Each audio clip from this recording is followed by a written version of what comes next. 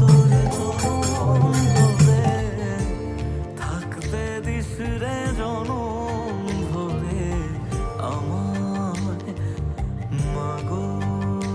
তোর বলো ভাই রইবে রে রোজ তোরা চুলের ছায়ায় তুই নাকি মাসার বোঝনি তোর কাছে নয় কিছুই কঠিন তোর দুটি চরণ তলে থাকবো আজীবন বলো ভাই দেখতে পাচ্ছি